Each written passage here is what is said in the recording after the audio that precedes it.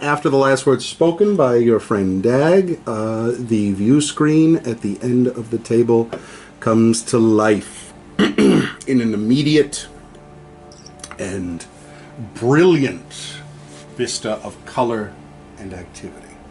You can see a forest that stretches in all directions as far as the eye can carry. A forest that is kissed by winter. Yes, Maury, the wilderness fetishist. It is obviously late in the winter as a bit of thaw has already settled down into the wooded valley, whose farthernmost northern edges are snow-capped mountains that form a great wall against the north. Down below, there are varying heights of the wooded vista. Your field of vision begins somewhere high over these snowy woods and descends quickly to the floor of the woods below. As it descended for but a few moments, there are swaths of light out at varying points in those woods, and as you come closer, trails of gray smoke that rise into the late winter, early spring skies, which are steely gray in coloration. The camera view, as it were, settles upon an armored figure. While the icon looks exactly as it does, use that as the beginning reference point within the forum that the game is actually played on, the internal forum, to draw your personal envisionment of the Penrill Hearthguard. He is a stout knight dressed with a suit of armor that seems to display the sensibilities of some far-gone medieval era, as well as aping strange, shimmering technologies that have yet to be considered by the thoughts of men. Interlaced plates of Revan, the new element that is born from space cows, resin, and elemental ore of no great descriptor when you consider the spoken origins of the Hearthguard and the convolutions that led to the creation of their order. Certainly one understands that it does not matter what they are made of, simply what fire they contain within. The knight holds within a segmented gauntlet/hand a staff. The staff is indeed of gold, and at the end of it there is a catch basin, burning, clutched within the fingers of which is a massive chunk of green ore that burns brightly. It does not emit any warmth or smoke. It is the same type of ember that you each remember possessing back in the small room. Beyond this, the figure takes a few furtive steps forward. Frozen grasses crack under the weight of its footfalls before stopping and then holding its staff again off to one side. You do not have the sense that it in any way utilizes the staff to walk. It is likely a weapon of some kind. With that having been done, each of you begins to feel a great cold. You feel it yourselves, and you realize that it is the wind coming through this forest of evergreens and dancing across the surface of your avatar. Each one of you, in considering sight, find that as you look toward the Hearthguard on the screen and forget the screen's presence and see but the wood around you, you are all the Hearthguard, and yet you are not the Hearthguard. There is a balance of communion with the avatar that in no way leaves you feeling strained or confused. You simply let go the question of where you start and you begin, and understand that you are all simply there behind that visor as surely as back at the table. And you find that the knowledge that you are your truest avatar is seated at a table watching this thing occasionally causes you to slip back, and occasionally you can see the edges of the screen again as opposed to the great wood all around you. You know that Hearthguard does not possess human feeling of any kind, outside of the mad prequel dreams of George Lucas. Who would ever build a robot that feels discomfort, pain, or sorrow? But the magical bond that you enjoy is such that you know the cold that assails your champion.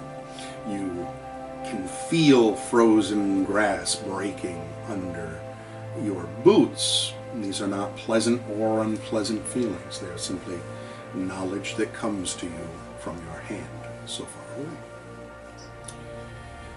And with that, your gaze casts all about yourself. The forest is not dense. Evergreens rise, and as is indicated by the terrain work, the thaw has begun, but it is still quite cold here within this place.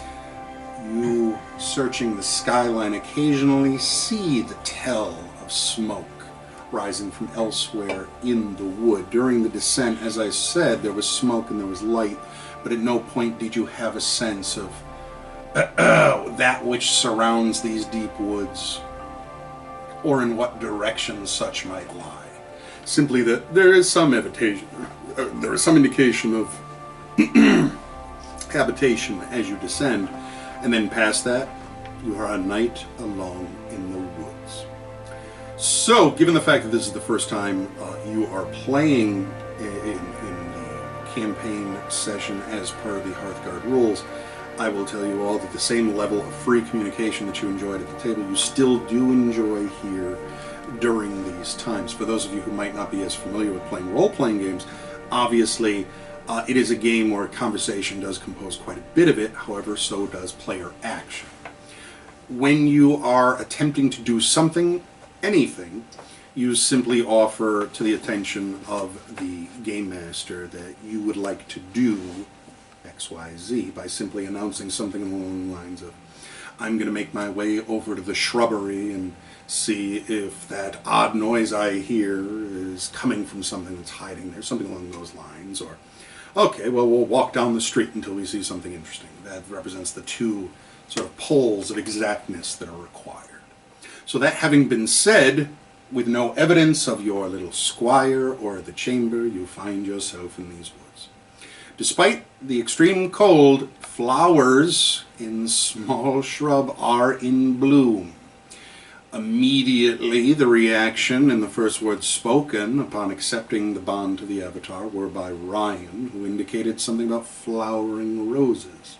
And looking toward the red flowers, it does indeed seem as though roses and tulips grow wild in this frozen winter wood. No thaw should be enabling this much life or vegetation. A mystery for a man who cares about such things. But that having been said, you stand alone. What are you all going to do? Well, does that mean anything to you? The flowers blooming? I'm thinking that it might have something to do with this place being magical. Okay. That there's such the power of the ley lines in this land are causing things like that to happen, because that wouldn't happen. Right. Or this is a cold snap, and this is actually a warmer period, and suddenly it got hit with cold and it snowed. As soon as he offers those two suggestions, a thought enters all of your minds, and that is that the first thing he said is correct. There's no need for corroboration. As soon as he has those words with any level of distinction, such is the magic that burns within a Hearthguard. It is the understanding that it has come upon a truth. And that truth is that given the extremely enchanted nature of this world of marvels, these roses can bloom in the presence of ley energies, despite the fact that there is nothing natural about their ability to do so. You may continue as you will. I'm just going to look around. Now, that's the question. When we're looking at the screen, we're part of it and we're outside of it. Mm-hmm. Does that mean we could see 360 degrees around our character, or do we only see out of the eyes going forward? As much as you can see the avatar, and you certainly can, when you begin to focus upon the game again, you are seen through its eyes. Okay. Just take a look around where we are, where we came into this place. Is there any sort of disturbance of the snow, tracks, anything like that. The Well, go ahead. well, if you- Well, we have some what seem to me is obvious signs of life in the smoke. With the smoke, Well, yeah, the that's what I smoke, was- yeah, but I was just immediate curious. vicinity. Right. These, I Does that seem thought like they. a fire or individual fires? he goes to one knee. It looked like pinpoints of light from a great distance. So one can certainly summon what it might be. In reaction to Maori's stated action, the knight falls to one knee and with his free hand holds it to the earth. Begins to look about in the woodline. Looking off to the west, it stops, and you can all see that there are numerous pinpoints of wavering orange fire burning some distance ahead to the west. At this point, a soft voice leaves the knight's helm. There are fires burning in the west.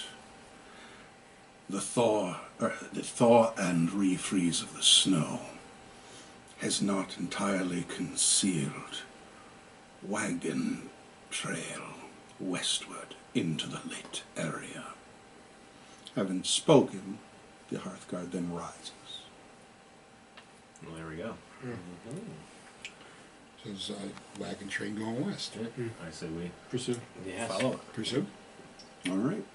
As soon as that thought is carried, the Hearthguard begins to stalk westward. Does so at a deliberate, but not a rushed pace. Its footfalls are against, in some cases, wide bank of ice and slippy snow, and there is no effect upon the Hearthguard. It strides with authority, moving forward, and seemingly it shall not be undone by something so mundane as some slick in the wood.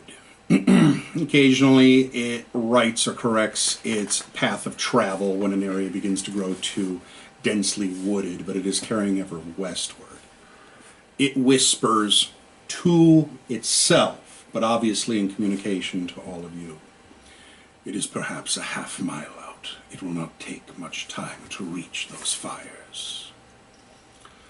When all at once there is a squeal of metal upon metal in the direction of those fires, a loud and terrible shriek, followed by a great bang, as though that metal has struck some immovable object, at which point you can see a large line of fire has cut up much closer to those lights in the distance, exploding out around the trees. There was a shuffle of shadow and then fire. The Hearthguard reactively pauses while it watches a fire begin to spread.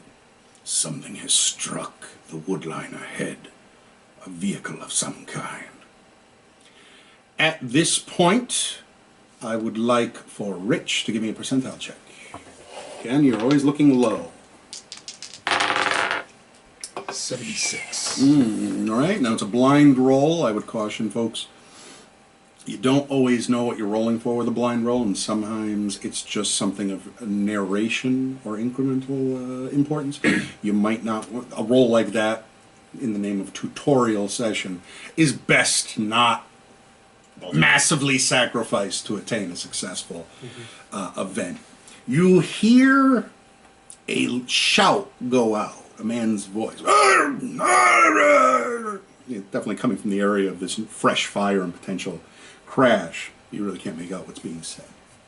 As a matter of caution and preparation, the Hearthguard pauses, waiting for you all to assert what happens next.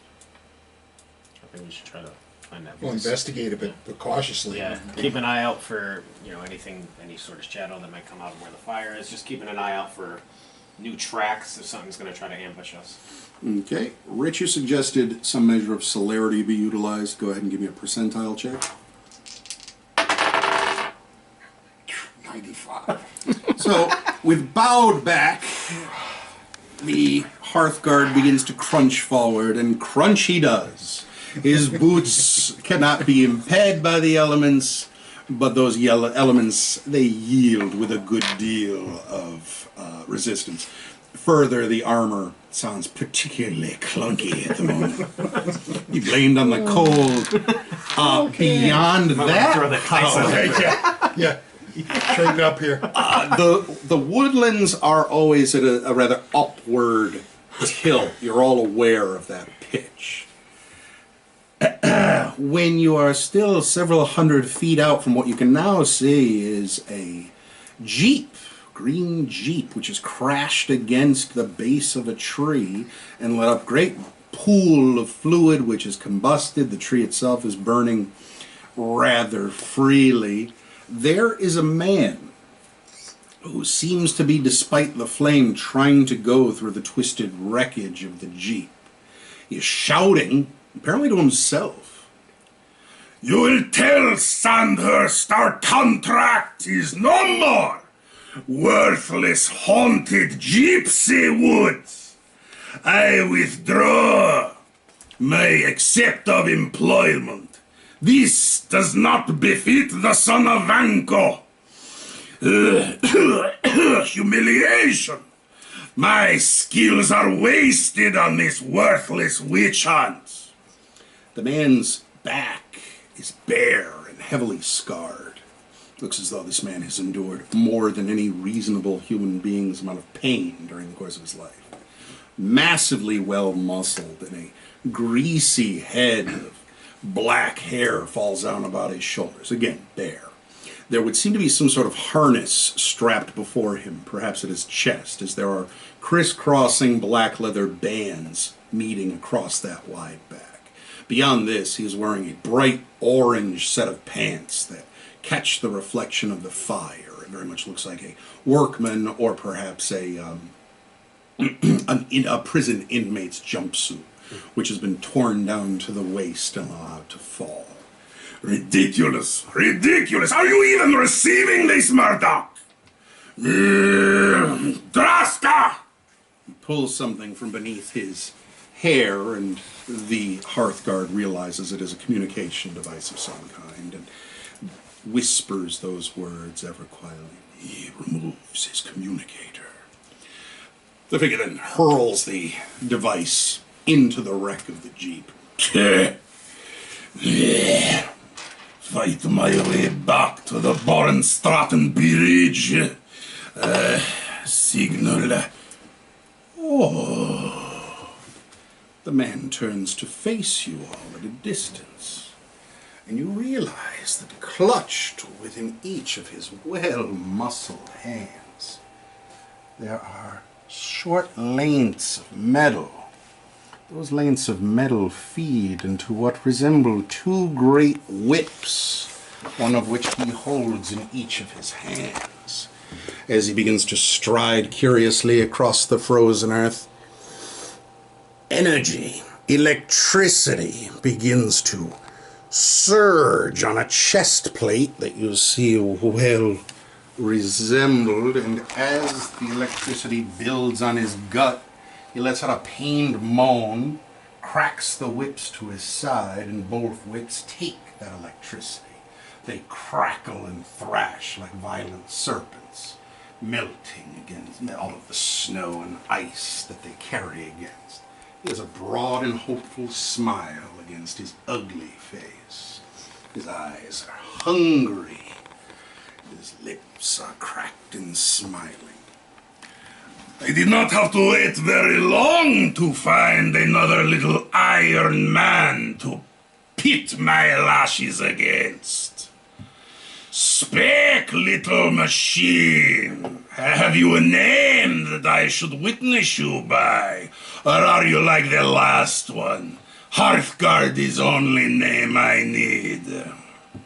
He is walking forward the entire time. Then Hearthguard is the name we'll give you. He smiles. A pity. A pity that will not make a very attractive headstone. My business in this wood of horrors is at conclude, but make no mistake, Sandhurst pays for your twisted little visors. Learn you now the power of the legacy of Vanko. Learn you now the hand of Whiplash!